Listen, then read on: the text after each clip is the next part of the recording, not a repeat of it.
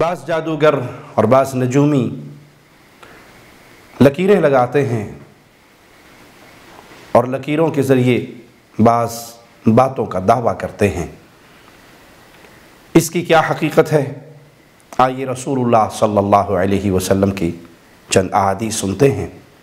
صحیح مسلم میں حدیث نمبر 537 سیدنا معاویہ بیان کرتے ہیں رضی اللہ عنہ وارضاہ، میں نے عرض کی اللہ کے رسول، ہم میں سے کچھ لوگ لکیریں کھینچتے ہیں، اس سے کچھ نتائج نکالتے ہیں۔ آپ نے فرمایا کان نبی من الانبیاء یخط، اللہ کے نبیوں میں سے ایک نبی تھے جو لکیریں کھینچا کرتے تھے۔ فمن وافق خطہ فذاک، اگر کسی کی وہ لکیروں والا معاملہ اس نبی کے لکیروں سے مل جائے تو درست ہے۔ معاملہ یہ ہے کہ اللہ نے اپنے اس نبی کو بطور نشانی یہ علم دیا،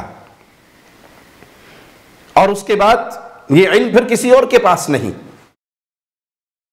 انبیاء کو نشانی کے طور پہ بعض چیزیں دی جاتی ہیں، اللہ نے دی، اب یہ علم کسی اور کے پاس نہیں۔ آج جو دعویٰ کرتے ہیں لکیریں بولتی ہیں اور لکیریں بتاتی ہیں اور وہ لکیریں کھینچتے ہیں، یہ سب وہ راستے ہیں جو جادوگری کی طرف اور شرک کی طرف جاتے ہیں، اور ان تمام راستوں کو اسلام بند کر چکا ہے۔ ابن عباس رضی اللہ عنہما نبی کریم صلی اللہ علیہ وسلم سے ارشاد باری تعالی او آثارت من علم، اگر تم سچے ہو تو پہلے سے کوئی کتاب، کوئی علم جو نقل کیا گیا ہو وہ پیش کرو۔ اس کے بارے میں سوال کرتے ہیں تو آپ نے فرمایا اس سے مراد الخط، وہ لکیریں ہیں، خط ہیں جو وہ اللہ کا نبی کھینچا کرتا تھا، اللہ کے نبی کے پاس وہ علم تھا، بطور نشانی اللہ نے وہ علم عطا کیا تھا۔ اب چونکہ وہ علم کسی اور کے پاس نہیں، اب کوئی اس کا دعویٰ کرتا ہے تو وہ اس کا دعویٰ باطل ہے اور وہ جادوگری کی ہی اقسام میں سے ہے۔ مسند احمد میں حدیث نمبر 15915 نبی کریم صلی اللہ علیہ وسلم نے فرمایا العیافۃ والطیرۃ والطرق من الجبت، پرندوں کو اڑا کر فال لینا۔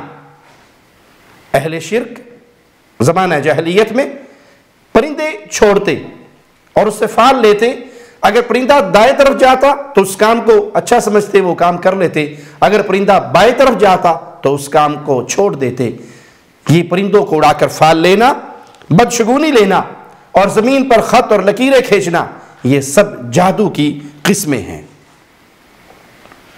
تو ان نجومیوں کے پاس جانا، ان جادوگروں کے پاس جانا، ان کے علم کی تصدیق کرنا، یہ شریعت محمدیہ میں جائز نہیں ہے۔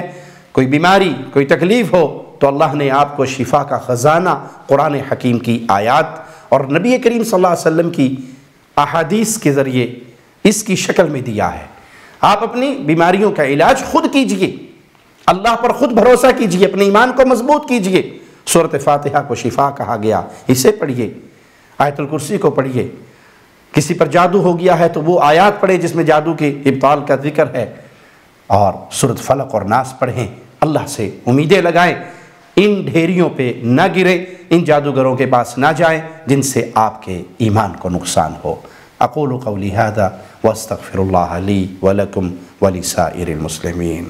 شب گریزاں ہوگی آخر جلوائے خورشید سے، یہ چمن معمور ہوگا نغمہ توحید